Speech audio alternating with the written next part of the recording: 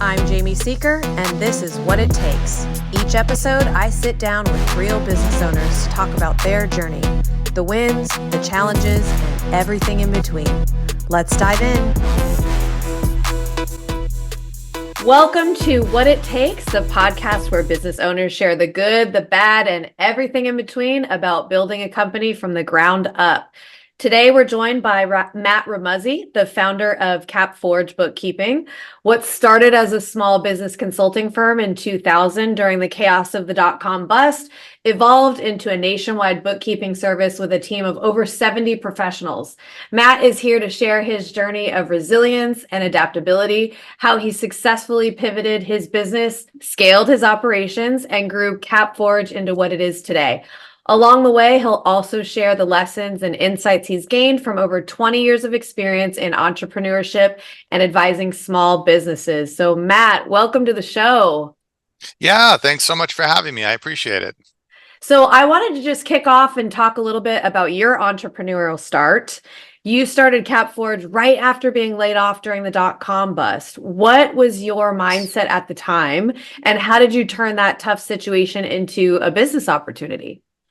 Well, I had wanted to be an entrepreneur since forever, since I was a little kid. I just never knew what I wanted to do.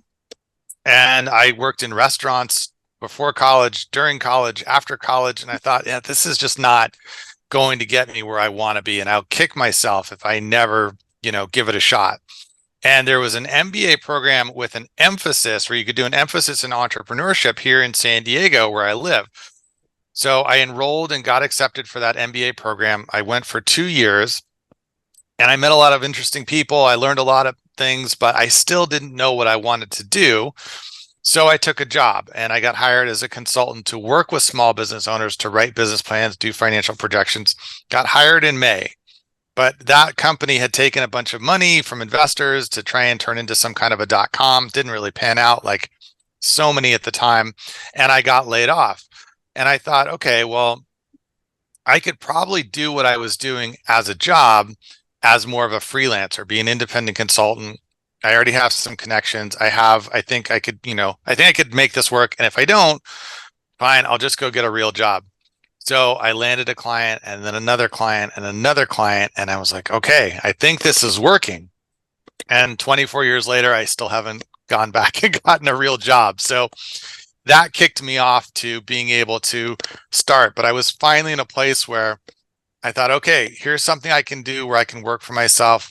If I'm ever going to do this, now is the time. Let's just jump in. I had some savings. I could survive for a few months without having work. It was October. I said, I'll give it till January 1st. If I haven't figured it out by then, I'll look for a job. But again, fortunately, I figured it out. I got enough clients. I got momentum. And then I pivoted about 8 times between that and before I finally got to where accounting seemed like a great path. And we started out with just bookkeeping, started out just me in the spare bedroom. And now we're actually up to 85 people. We have employees across the country. We have clients in every state and international clients. So it's really been an amazing journey with all these unpredictable twists and turns. If you had asked me when I started in 2000, where will you be in 25 years? Never in a million years would I have said running an accounting firm. Like that, I would have picked 100 other things before that. But here I am. I love it. It's been awesome. I have no regrets, but I never would have, this is not a journey anybody ever could have mapped out in a way that it would have made any sense. Well, and that's a really big point. 2 things that stood out to me. Well, actually 3. One is 2000 was almost 25 years ago. That's when you said that, I was like, gosh, I know that, but don't say that out loud. Okay. 2, and this actually goes into my next thing that I really wanted to touch on with you is the power of pivoting, and just being open and available to trying new things and figuring things out. But I think the really big point to me that stood out was how you gave yourself these kind of like rules or guidelines, or essentially they were goals, is I'm going to do this by this or this, right? And it was, I'm going to give myself until January. I'm going to give myself until, this happened in May. You were very specific, putting time to some of these things that were going on, not to just kind of flail in the wind. So you were open to trying new things and giving it a go, but you were also had these kind of boundaries and set goals. And, obviously if you were into business consulting and doing that, SMART goals are our friends. So being able to put that, but I think that's another, to me, when you're talking about that journey and how you went from now over 80 employees, it sounds like that probably was a major thing along the way, is having those set boundaries for yourself and goals and things to say, hey, if this, then that, right? Right.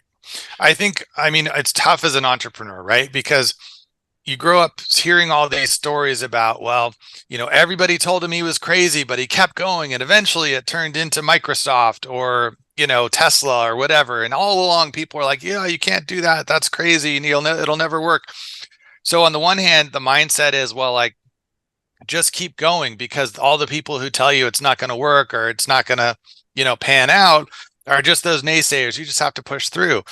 But the reality is, we hear about the success stories, but for each one of those, there's a lot of stories where it really didn't work out. So I think the balancing act you have to do as an entrepreneur is you have to follow your own path and pursue the idea, the passion that you have, but you also have to be realistic, and you also have to set goals. If I make, this amount by this date, I'll keep pushing forward. But if I don't, I really have to reconsider whether or not this business model is going to work, or this product idea that I have, or this brand, or whatever it is, or, is there a way to change up what I'm doing to be something that's going to work better? Or maybe it's, something altogether different than what I've been trying. So it is that balancing act. And I think you have to be realistic. And yes, if your crazy neighbor next door tells you something's not going to work, yeah, maybe don't put a lot of value in that. But if somebody who's been in business for 20 years and been in the same industry that you're in tells you something you're trying to do might not work, I'd give that one, more weight. And maybe they know what they're talking about and I don't. Yeah. So you focused on consulting for small businesses, like you said in the beginning, but you pivoted to the bookkeeping in 2012. Yep. So what was it that led you? Because you said, okay, if, we've got to have these things happen, but if they don't, so it clearly didn't. And there was something telling you we either need to change services or change models, however that is. What was it that led you to make that shift? And what advice do you have for other entrepreneurs kind of considering a pivot like that? Right. So what I discovered about consulting was two things. One was I didn't actually like it that much, right? What you're paid to do is give people advice, but what people are terrible at for the most part is taking advice, right? So you pay me a lot of money and I'd say, okay, here's what I think you need to do. And here's what I think you should stop doing or change from. And they go, yeah, but I really want to do that. And you're like, well, then why did you pay me, right? What's the point?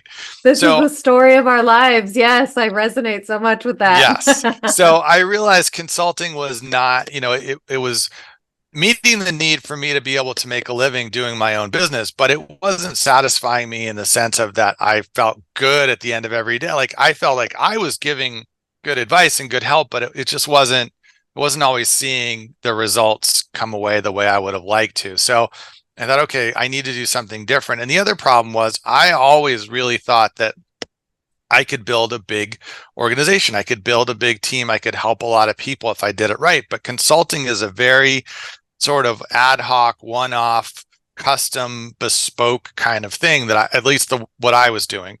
And that just wouldn't scale. I couldn't replicate myself to grow into a bigger business. On the other hand, I noticed there was a huge gap in the market of small businesses who just didn't have good bookkeeping. There weren't a lot of good bookkeepers. Prices were all over the place. The quality was all over the place. And I thought, this is an area where there's a lot of demand.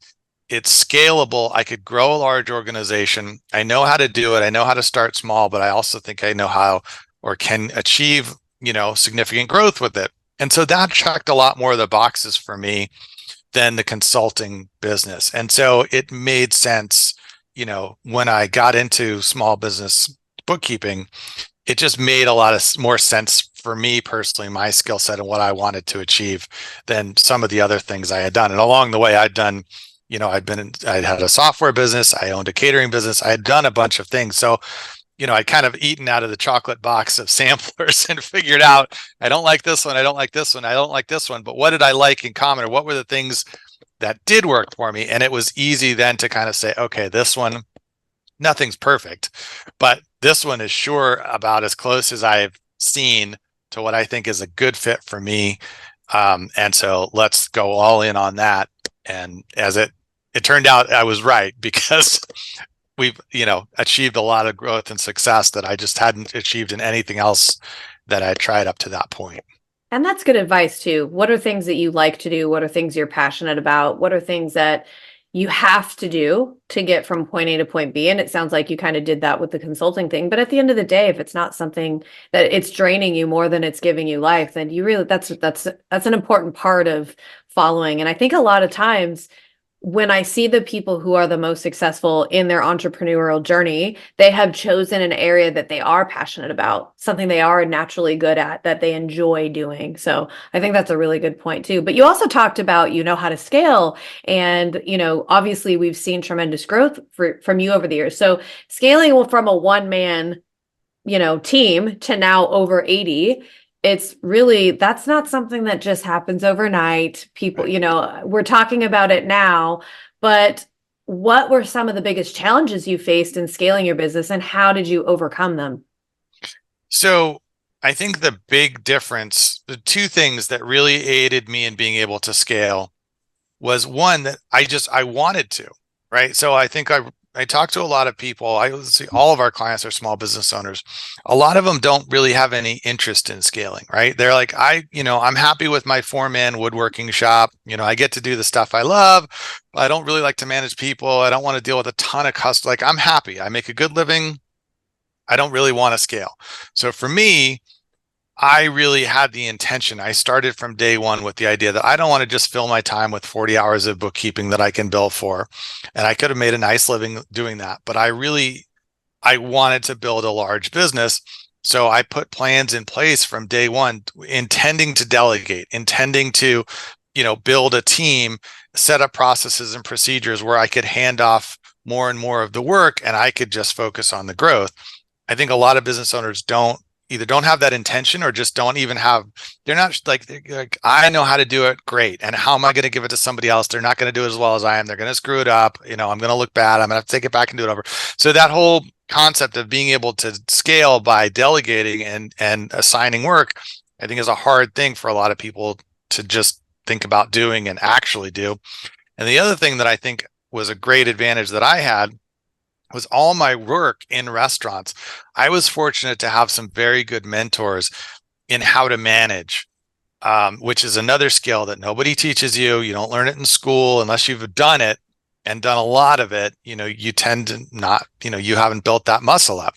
So I had a lot of practice managing people. And in the restaurant business, right, you're working with people who you can't really incentivize them with a big bonus, right? Hey, if you make great, do great with sales, I can pay you more. Like, it's all minimum wage, and right. And then the people that you're working with aren't necessarily the most motivated and the most, it's not a career for them. It's a job. It's a stop along the way.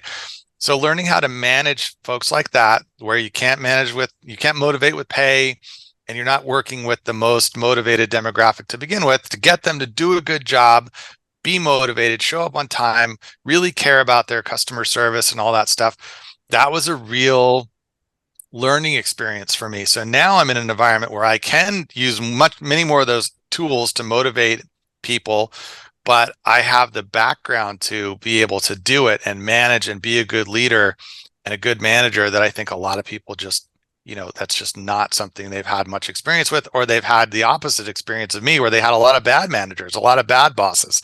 And so they, subconsciously or not, picked up some of those management styles because that's what they saw, and now they're wondering why they're not getting great results from the people that they're trying to lead.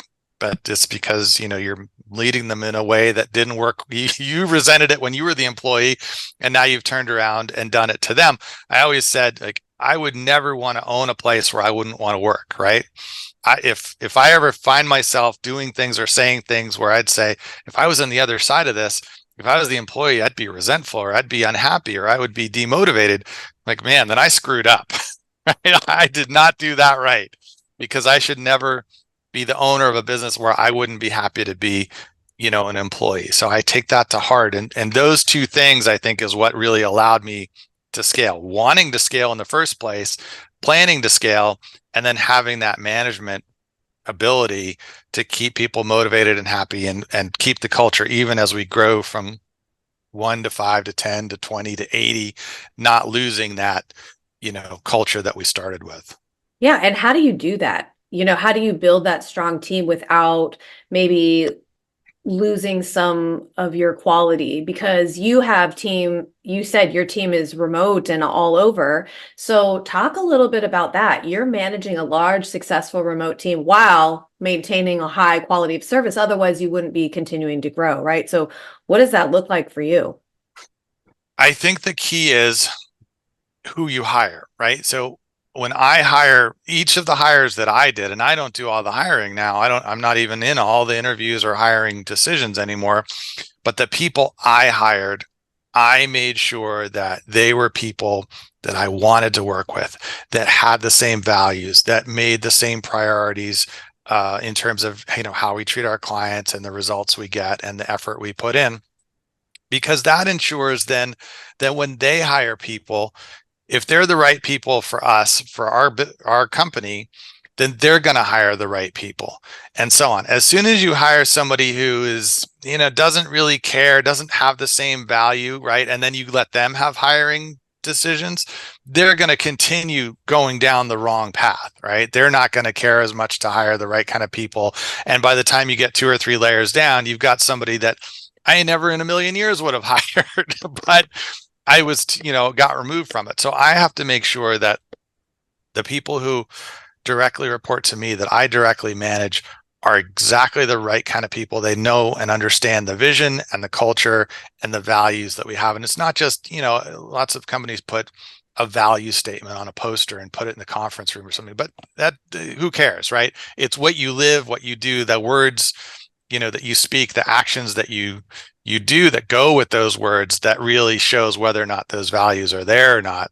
And if the people that you hire have those same values, then the people they hire will, and so on and so on. But it can quickly get away from you with a few bad hires or a few, bad decisions. And then we try to reinforce it.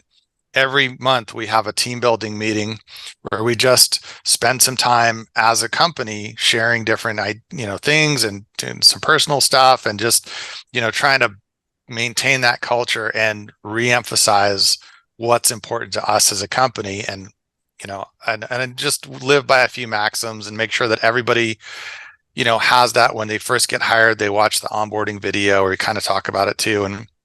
But it really comes down to hiring. If you hire the right people, they will hire the right people. If you don't hire the right people, they won't hire the right people. And pretty soon the bad people will outnumber the good people, and the good people will leave. Absolutely. And know your values, live them out, and make sure your people are educated on those. Hire like-minded people that share those values, and the rest will fall into place. That's gold right there.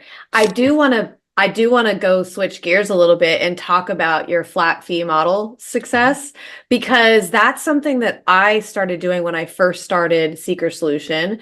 And it's weird because we live in this hourly, at time is the commodity, and that's how we get paid, off of our time. And I just thought, I'm way too efficient to be paid for my time. And my time isn't just the time that I'm spending doing this particular task. It's the time that I spent learning how to do this particular task very, very well at the level that you're going to experience it. And so I thought, I want to be paid on deliverable and the actual service. And this is what I can put in this scope for this price. And we agree on this set fee. And it worked for me as a business owner, because it's a lot more, I don't get, cut off at the knees by the budget when we reach our hours. And then I have to turn over something that is clearly not what we want to do, that doesn't represent me well. It's not what you actually want, but hey, that's what the budget is. So that's what you're getting paid. It's like, no, I feel like we can do better. And so I understand it. And it's something that even to this day, it's a lot more I think there's a lot more of that in practice, but it was a very big uphill battle to kind of sell that to people. Well, but I don't understand, but how many hours are you gonna they kept trying to go back to that. Right. So I would imagine in bookkeeping, that's exactly, you're gonna get probably the same response for that. So talk to me about that flat fee model that CapForge uses. And I do think it's unique in your industry as well. How does this help you differentiate yourselves from competitors and scale your business as well? Well, I mean, it definitely kicked off because prior to doing bookkeeping in the other businesses I'd owned, I had hired bookkeepers, and it would always aggravate me that, they wanted to charge an hourly rate, which, okay, but then, well, about how many hours? Like, well, I don't know. Like, well, my business is pretty much the same month to month. So how can it be so different each month? And then I would see them, sitting at the computer, but with a book open, looking things up and doing research. I'm like, well, is that part of the hours? Like, how does this? And if you're, one person was really fast at putting data in, and the next person was kind of slow, like, well, is your hourly rate reflecting the speed that you like? How does this? It never made sense to me. They could never tell me how many hours it was going to be. One month it was $400. The next month it's $800, but I had fewer transactions that month. Like, this doesn't make any sense to me.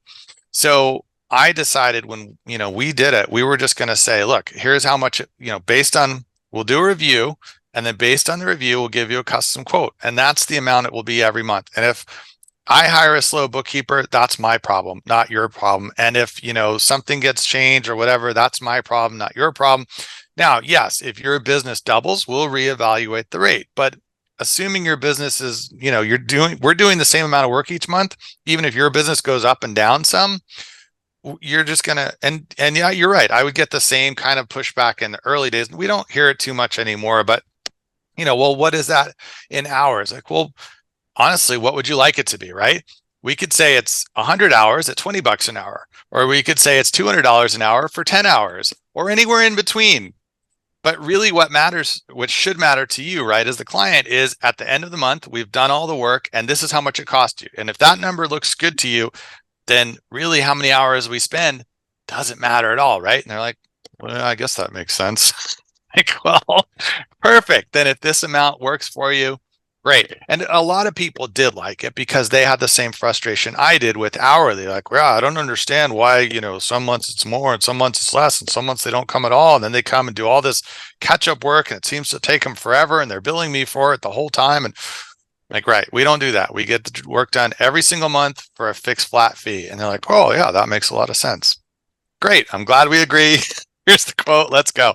So it definitely, 12 years ago when we started, it was much less common for fixed fee in our industry. Now there are definitely a lot more folks that have realized that, they can make more and the client is happier at the same time, just saying, okay, here's what you've got. Here's what it is. If that works, let's do it.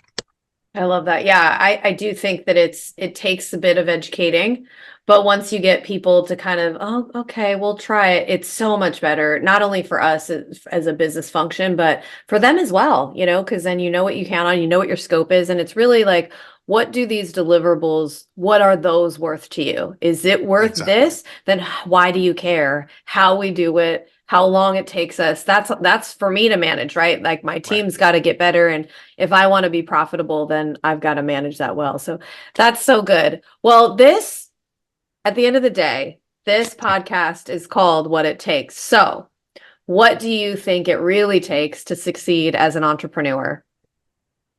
I think honestly, it just takes two things, right? You have to not give up, right? Because as soon as you give up, right, it's over. And I can guarantee you right now, I don't know what business you've been in or how long you've been in business, for any entrepreneur, right? No matter who you are, where you are with your listing, you started your business yesterday, you've been doing this 30 years. I can guarantee you, you're going to run into roadblocks, headaches, traps, all kinds of stuff that you didn't even anticipate. Things you'd never even thought of are going to go wrong in your business.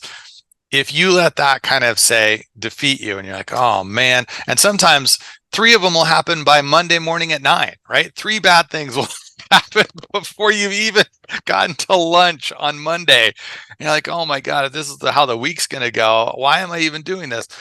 you have to be able to look at it and say, okay, it's a problem. Let's solve it. Let's keep going, right? I just keep putting one foot in front of the other. That is how you get to, be successful, is just not quitting. The other part of it, I think, really is you have to focus on growing. You don't have to get to 80 employees by any means, but I think it's for any business owner, you really want to learn how to delegate and be able to not have everything hinge on you. Because if you're running a business where if you take 2 days off, everything falls apart, well, sooner or later, you're either going to get sick and you're going to have to take 2 days off, or you're going to get burned out and you're going to want to take 2 days off, because it's not good for your mental health to just work endlessly and be the only person who can ever do any of these things. So I would suggest to anybody, if you really want to be successful, grow your business at least to the point where you can delegate most things.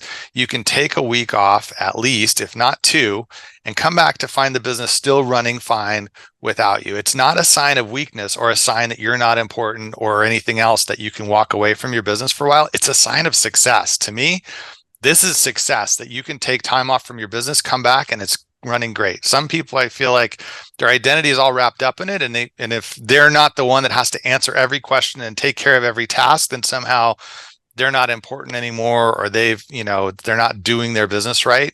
I think it's the opposite, which is why I've done everything I can to promote people from within and grow them and grow their skills and enable them and empower them to do more in the business, so I can step back and take time off and be away and not be a single point of failure, so that if something happens to me, I don't want 80 people to be suddenly out of work and, totally screwed. I want to be able to take time off because I want to be able to take time off, but I also want to not be the linchpin to the business that if something happens to me, everyone else is suddenly like, well, I guess we got to go find a new job now because Matt's not here. So somehow that's the end of it. Yeah, absolutely. Those are really good. The resiliency, keep going, and trying to become not the house of cards, the linchpin to that, where you're that last card standing and then everything else topples down. That's not a place that you want to be at. Right. So, Matt, it's been such a pleasure having you on the show today. Your story of the resilience, adaptability, and strategic growth is truly inspiring. For listeners who want to learn more about CapForge, where can they find you? Yeah, so the best place to find out more about us is just our website, CapForge.com. It's got information about us, our services, our pricing, all that kind of good stuff. Contact form if you're interested in reaching out, finding out more, or phone number even. Some people still just like to call. Of course, we're on social media and LinkedIn and all that good stuff, but really the website is the best place to go and find out more and connect with us. Great. Yes. So be sure to check out their website at CapForge.com. Follow them on socials, LinkedIn. Thanks again for sharing your journey, Matt. Thanks for having me. I appreciate it. This podcast is brought to you by Seeker Solution. Are you a business owner feeling overwhelmed? We can help. Head over to seekersolution.com to schedule a call today. Would you or someone you know like to be featured on this podcast? Our applications are now open. Apply today at seekersolution.com and click on the podcast link to get started.